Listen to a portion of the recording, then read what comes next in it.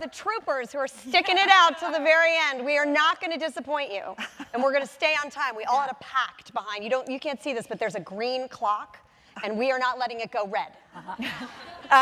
So we have an incredible panel here, breaking barriers, and these women are breaking barriers both, on the field, in war-torn areas, I mean, in combat. Not that you're there in combat, but you're writing about it for us. And so we are excited to talk about this challenge of how do we break into these male-dominated industries, and why is that so important? But before, we have to be very makers-y. And so to start, which we do with all of our makers, we try to understand the DNA of you three. Like, how did you come into this world? What shaped you in your early childhood that made you be these brave women that you are doing these important things? I mean, we can just start. You go first, you football star. I would say probably being told what I could not do.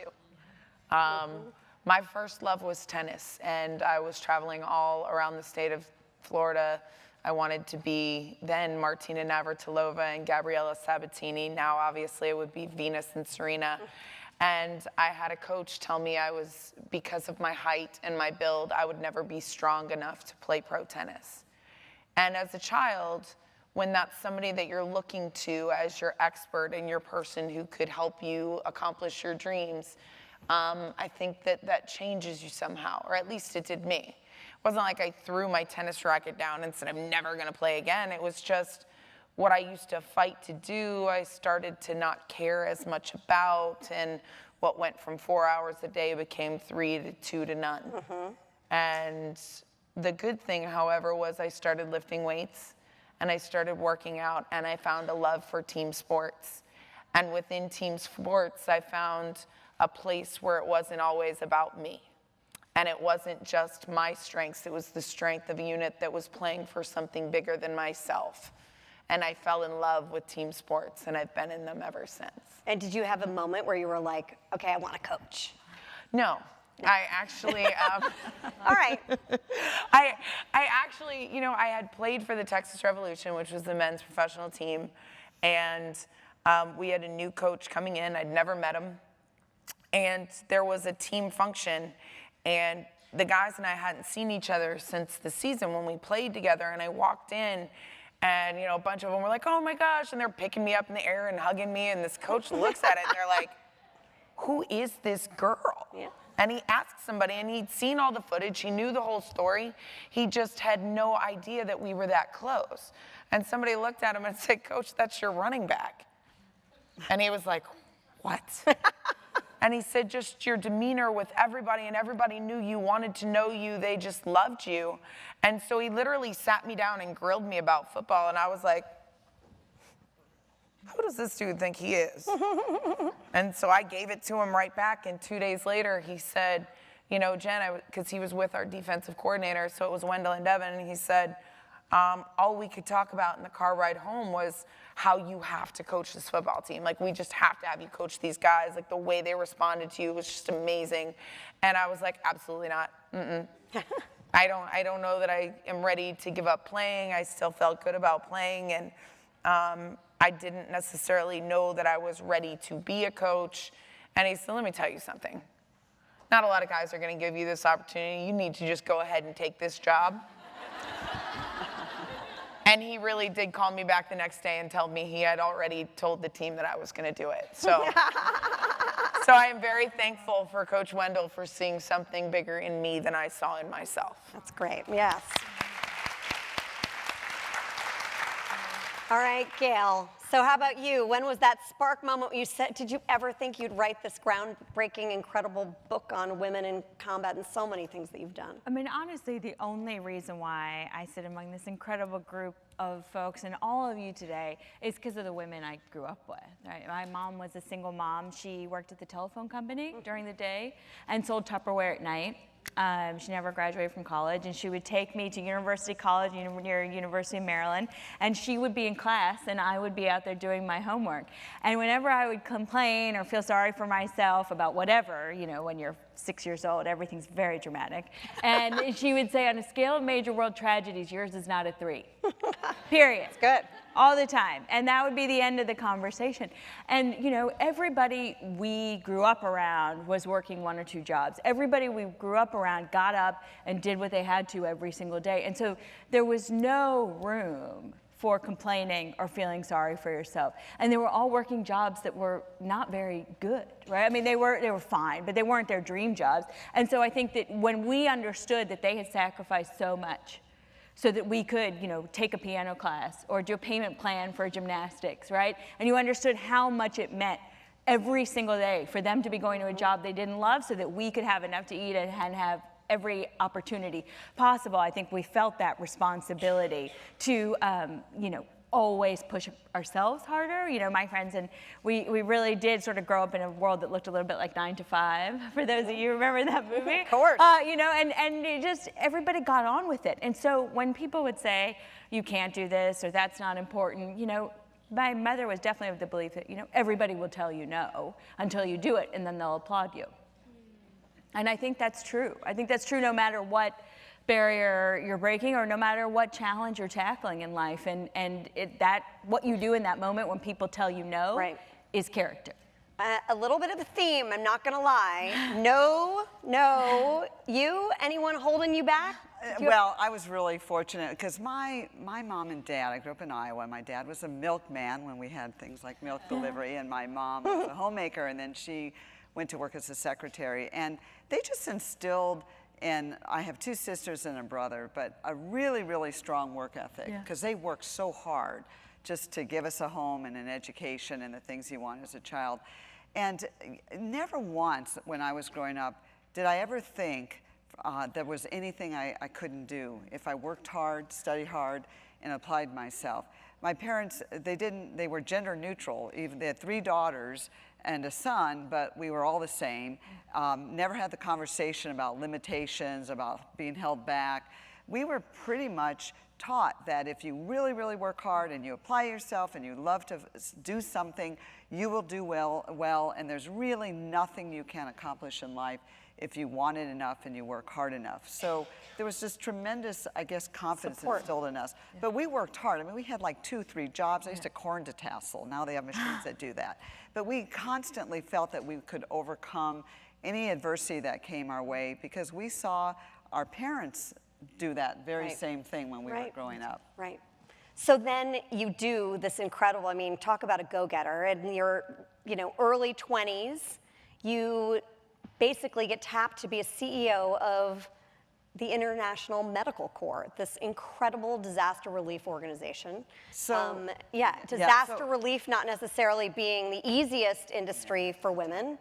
And tell us a little bit about, I mean, I think one of the things we want to get at in this panel is what makes it hard being a woman in a male-dominated industry or, you know, covering a male-dominated or whatever it may be, and what, you know, where did being a woman become an advantage? How did you use that? Any stories? Well, I was very interested in the world of humanitarian relief because I grew up with a tremendous awareness of suffering around the world through the Encyclopedia National Geographic. We didn't have the internet at that time. Wait, what was that called? What? Oh, Encyclopedia. Just kidding. No, I know we used to drag those books out of the cabinet and lay them on the floor. They were heavy, right? And then we'd get the updates once a year. And that was as current as we ever were. So, but I had a big interest in what was happening around the world. And so by the time I heard the work of International Medical Corps, I'd heard about the work through one of its volunteer nurses who said, you know, we're looking for a CEO, and she recommended that I apply for the position. So I met the founder, Bob Simon, and the founding board. She was actually on the founding board as well. And I was so impressed by their vision and what they were accomplishing with this mission, helping people help themselves in really in conflict areas and war zones. And I just wanted to join the cause. I felt I'd never run an organization. As you said, I was in my mid-20s. I didn't even have a passport. The CV didn't measure up. But I believed in their mission, and they believed in me. And I was given a tremendous opportunity by our founder, who with very little experience, brought me on board, and I feel took a big risk. And certainly, so I'd say some of the first encounters that I had in the humanitarian world, there were very, very few female CEOs at that time, heads of humanitarian organizations. There are many more now, thank goodness. But at that time, I was, and at least in the US, one of a very few, if any. And my encounters really were outside the organization. They were never within the organization.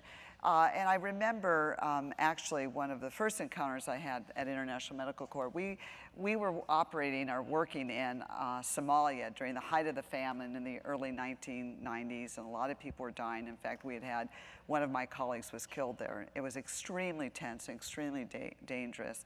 And there was a delegation that was going into Somalia. And International Medical Corps and I, we were giving the security briefing because we were the only American organization at that time that had a ground presence. So things were very tense. We had this meeting. We went through some of the security protocols. And a member of the delegation at the very end, we finished. I said, "Are there any questions?" And he said, "Yes.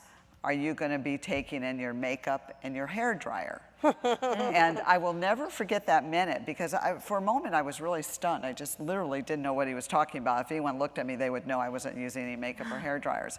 But I just remember there was a little bit of a hush in the room, and I answered his question. I moved on. But I started encountering some of these things along the way in our community, in our industry. But it was always outside the organization, and I handled them differently each time.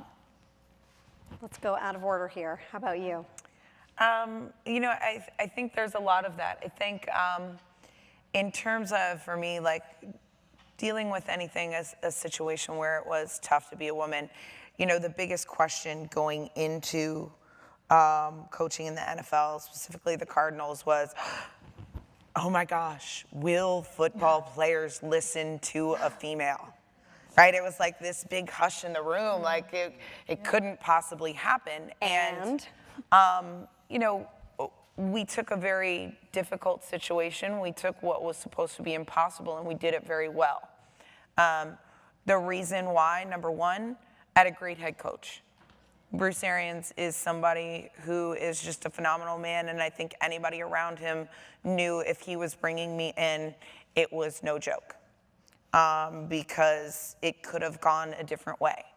I had a tremendous staff of coaches who were very cognizant of the fact and very proud of the fact that we were making history. And they would say it to me. They'd be like, "Man, this is history, coach. Like, you get that? Like, this is so cool. What do we need? What do you need? Can we help you?" Like, they really loved it. And, you know, the general manager, Steve Keim, and the owner, Michael Bidwell, like, it was kind of accepted through the organization. And I felt that very quickly. And as I said, if you're going to be a trailblazer, you can't do it alone. You have to have a great team around you or you'll get stuck in the woods. But what really helped me from a football standpoint was the fact that I was a player. I was a player who had an impeccable reputation. I also had a doctorate in psychology. You really couldn't look at my track record and think, gosh, I don't know. Plus, the guys could look me up and watch my game film, and a lot of them did, which in sports, that's a sign of respect. So the fact that they'd be like, "Man, coach, I watched your highlights, dude, you could play."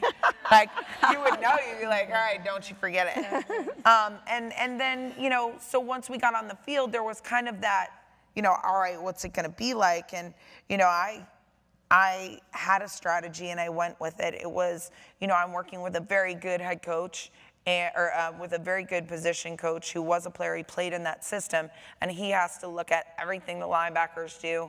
So what I can do is help them on more individualized personal aspects, right? So I might be able to take time and just pull you aside and give you a little technique tip that you can go and use, because at 5'2", 130 pounds, I had to be great in my technique in order to survive personally. Well, that's the point. You had to be in every aspect. Impeccable. Yeah. Right. And so I would be like, hey, you know, if the next time you go to rip through, like, get a little deeper and your leverage will be better and he won't be able to stop you. And as soon as word got out that I knew what I was doing, not only would they be like, "Hey, coach, that really worked. Like, you got something else?" But then other guys would do it as well. So they there was started that. copying you. Yeah, there was that. So you have credibility, both in your resume, in your play, and in what you say. And then from there, it was, can boys be boys? Yeah. Can they be themselves? Like, can they cut a joke and you won't be like, that's not appropriate? Because that doesn't work. It is football, it's culture. You have to roll with the punches. You have to like give it back to them. I mean, I remember a day, not with the Cardinals, but with one of my other teams, when one of the guys said, and this is when I was playing, hey, running backs, do you have your balls?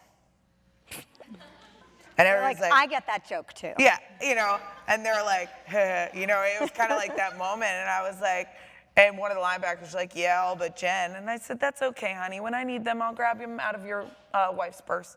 And that was it. There was no other question because they were like, all right, she But is again, one of the boy. But that's another example of you had to be better, right? You Right. had to one up his line. But you and had did. to have that whole thing. Right. And the part that really became me being a Right. woman as a coach was that I cared about them as people, not just as players. And that was the thing I think was the biggest difference. Yes. And that's what stuck with a lot of them. And we need more of that there.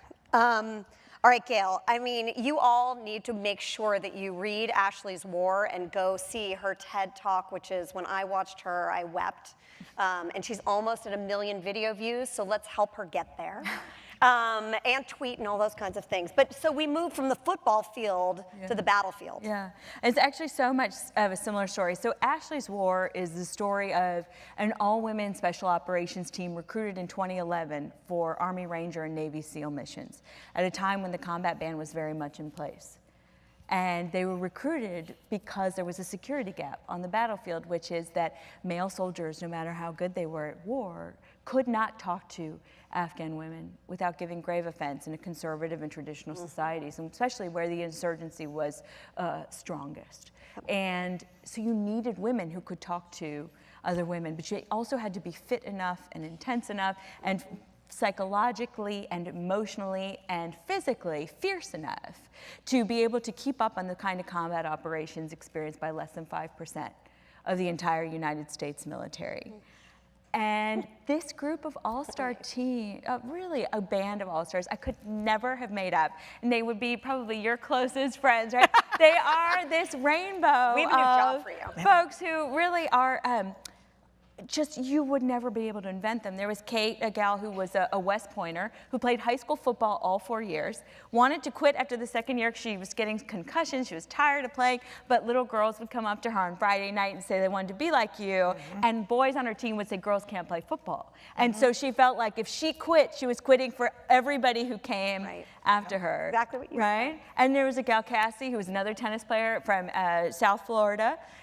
She was a sorority sister, a women's studies minor, and an ROTC cadet all in one person. Right? Because you got to be better, right? And then there, it's gal Amber, who loved to, shoot Coke cans as a kid in Western Pennsylvania, where she grew up. Didn't know women couldn't go into the infantry.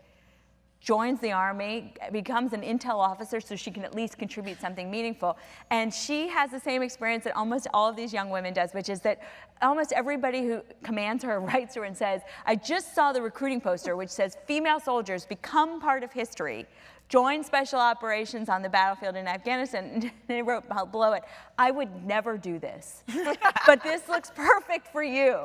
And so this is who, really descended on Fort Bragg. And I think the moment that I wanted to share with all of you, which is why you come together today, is that there were 55 young women selected from 200 who initially applied or so. And there's a moment in the breakfast room in this kind of dumpy motel on Fort Bragg, or modest motel on Fort Bragg. And they're all in this breakfast room with the metal milk dispensers and make your own waffles. And they look around and they realize they've never been in a room with 55 women just like themselves. They've always had to apologize for being as driven, as fit, and as motivated, and as, hungry to be at the center alongside the best of the best as they are. And they've never been able to be in a room with all these young women who can celebrate yes, they're coming together to compete. It's a moment of history. Right. And you know, you talk about the men, you know, it's the same kind of thing. There's Rangers, one of the Rangers who trained them, he'd done 13 deployments in the post 9/11 wars, which is more or less the equivalent of 3.5 to 4 years of combat. And they tell him, you got to go train girls, right? And at first, what does that mean? You know, you can imagine the reaction. And then he sees these young women, and he sees how much they care. And at the end of his week training them, he said, you know, they may well one day be our own Tuskegee Airmen. Right. Right? They're going to make history, and no one knows about them. Yep. And it's that ability to deliver, you know, they go out and they prove themselves on the battlefield, and it's that, contributing to the mission, adding value, helping to get everybody home faster, and doing your job well. That's what makes the difference, and that's what wins over the people alongside whom they serve. That was it. And for these young women, it was never about proving a point. No. It was always about serving with purpose. Woo! All right. So Team Green has 4 minutes left. So that means you each have to ask, I'm going to ask you each an individual question, and you've got a minute. So we will start with you, Nancy. You know, you, through your work, are seeing some extraordinary things that are happening with women right now. And I wonder, what are you most excited about? And what gives you hope about women in these? I hope. Sure. Well, so I the hope world, there's hope. Yes, there is. First, the world's on fire. Take a look, you know, read the newspaper every single day or the internet. So we're operational in about 40-some countries. Every country in the headlines, we have a ground presence. And the heroes every single day are not the people that you often see in the media. They are the quiet heroes every single day who live in places like South Sudan or Afghanistan, or in the refugee camps surrounding the Syria crises. People who have lost so much and who overcome adversity and reach out and help other people, whether it's teaching them or helping to relieve their suffering, who come out of their own grief in order to help somebody else cope with what they've seen. And the things that they see every day are unimaginable, and certainly something I can't really talk about in 1 minute. But I would like you to know that these quiet heroes every day have extraordinary skills and compassion. They risk their lives every day, and they're women. What's important about them is that they're not women and then they do these things. They are individuals who do them, and then they are women. And I strongly believe that when I look at a lot of our leadership around the world, it's these women heroes every single day who quietly do their work and never let any barriers surrounding them, including places like Afghanistan, stop them in any single way. Oh, yay. Gail, what can we do to shine a light and really help these women become the Tuskegee Airwomen and more? How can we help? Well, I mean, I hope that what Ashley's War does is to help us redefine and broaden the version of a hero story. If I say to you, tell me a story of a hero, tell me a story of a veteran, 9 out of 10 people will not think of a woman. Right. And what I wanted this story to do was to show these young women who never thought that they did anything exceptional and only talked to me because they didn't want their friends forgotten. And to really celebrate service, doesn't have to be military, but to celebrate whatever it is that makes you reach into your gut and push yourself harder in behalf of something greater than yourself. And I hope that Ashley's War really moves people to see that there's nothing that you cannot do if you put your heart and your guts to do it. All right, so your homework is make sure you read it and watch the TED Talk, both, right? Okay, 126. Tell me, how do we get more women into football? Well, or sports or what? I'm going to change that just a Go tiny for bit. it. I'm actually as long as you do it in 115. I'm going to build on the quiet heroes theme because I think it's more important. Too often, people look at the guys in the NFL and they see a helmet and shoulder pads and think that they're invincible.